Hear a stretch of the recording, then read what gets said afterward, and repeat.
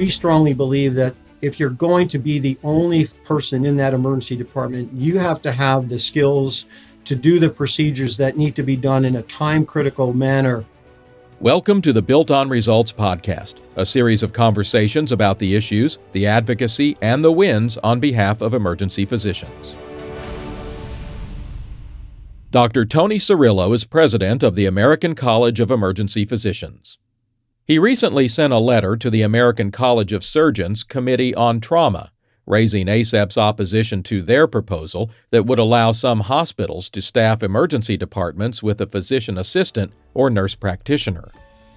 This is Episode 9, Patients Expect Us to Be There. We sent a letter to the Committee on Trauma because they were continuing to push forward with a proposal that would create new level 4 trauma centers, particularly for rural areas, that would be allowed under their guidelines to be staffed by non-physicians. What's the gist of the letter? The letter basically said emergency medicine and emergency departments are unique places and unique specialty. And because of the nature of the emergency department, where we can get multiple patients who are critically and complexly ill all at the same time, that the only standard, not the gold standard, but the only standard for staffing emergency departments, regardless of where they are, should be an emergency medicine qualified physician. Why are the surgeons pushing this idea? There were two things. And I will say, kudos to the Committee on Trauma. Look, trying to raise the bar on the quality of trauma care in the country is certainly something we all support. So we don't want to take away from that. But the reality we know in this country is that the ability to be licensed, particularly as a nurse practitioner or a physician assistant, doesn't require the same training that it requires to be a physician, and particularly an emergency medicine trained physician. So while we understand that there's a role for all of the healthcare professionals, the emergency department, because of its nature, is not a place where people who don't have the highest level of training should be staffing independently. And this level 4 designation that the trauma surgeons were coming up with, together with a bill that we saw in the state of Kentucky that would allow their trauma system to be changed to create the same opportunity for some emergency departments to be staffed by a non-physician, was a point that we had to take a stand on.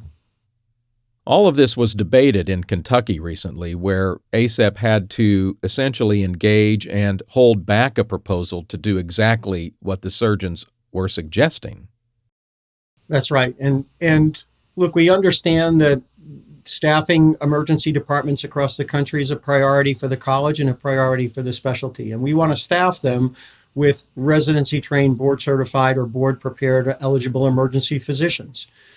The goal of improving trauma care sounds great, but trauma care is such a small part of what we see in the emergency department that you've got to make sure that the person who's there is not just educated in how to take care of trauma patients. And the proposal from the Committee on Trauma would be that there would be remote telehealth supervision or input from a trauma surgeon to the person who is in the department. But that's just not good enough when that person may not be able to do the procedures that need to be done.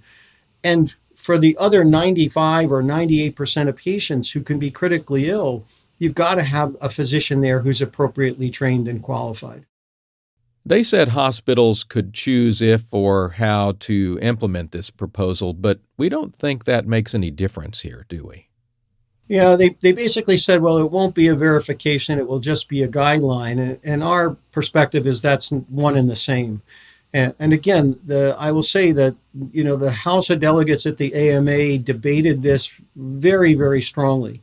And we got the House of Delegates to say that the policy of the AMA is that there should only be physicians staffing emergency departments. The unique nature of who we are and who we take care of doesn't allow for us to have folks who may be great NPs or PAs, but they're not trained the way we are. And that training makes all the difference in the world.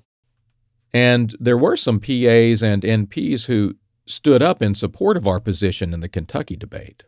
There are people who understand that particularly when you look at the training requirements to get licensed as an NP, and to a lesser degree to a PA, they're just not nearly the same number of hours. We talk about anywhere for emergency physicians in residency 3 or 4 years, between 12 and 16,000 hours of training. That is just orders of magnitude higher than for those other healthcare professionals. And while we respect them, and we respect that over time, many of them have gathered experience, when a state law or a bill that would pass just says that you have to be licensed, and the requirements for licensure, that is nowhere near our requirements for training and licensure. It's just not the same.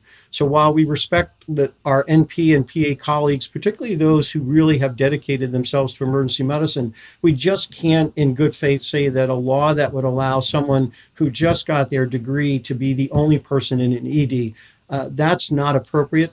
And I think many of our health professional colleagues on the PA and NP side would agree with that.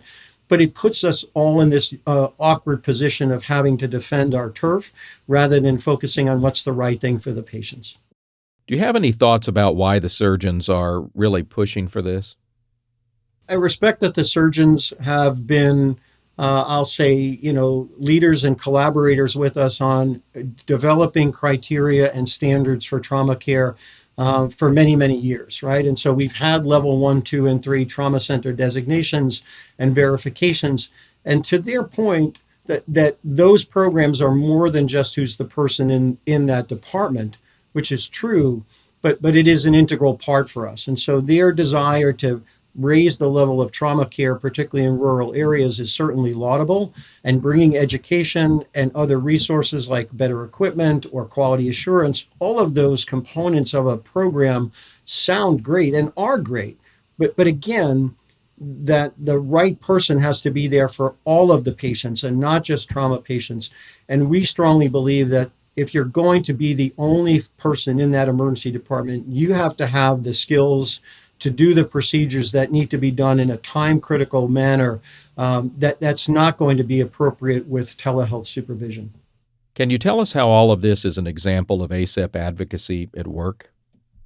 I'll say there's 3 parts to that, Robert, which is number 1 is, look, we had to be willing to relook at what our positions were and to say when we need to take a much more clear stand, we needed to do that as a college. The second is the strength of our chapters. And in Kentucky, the Kentucky ACEP chapter not only is playing a critical role in opposing this bill that came through the Senate, but at the same time, our Kentucky ACEP chapter had supported a bill that has been introduced in the House that would, much like in Indiana and South Carolina and Virginia, where the ACEP chapters got legislation passed to mandate there be a physician in every emergency department, the Kentucky ACEP chapter actually has a bill that got sponsored that would mandate that it be an EM-trained physician in every department.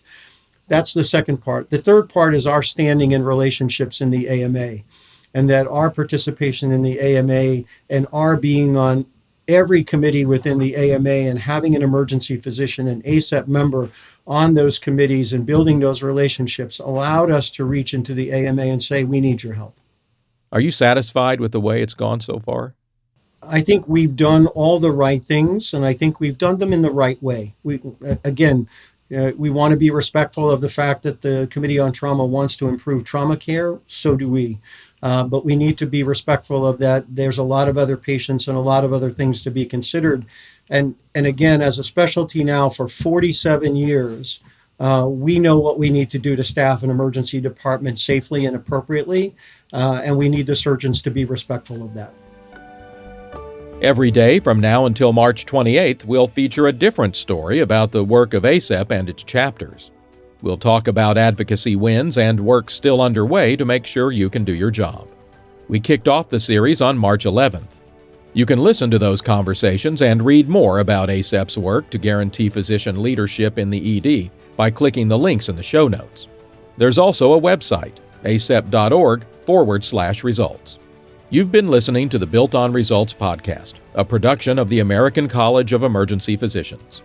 We're back tomorrow. Until then, have a great day.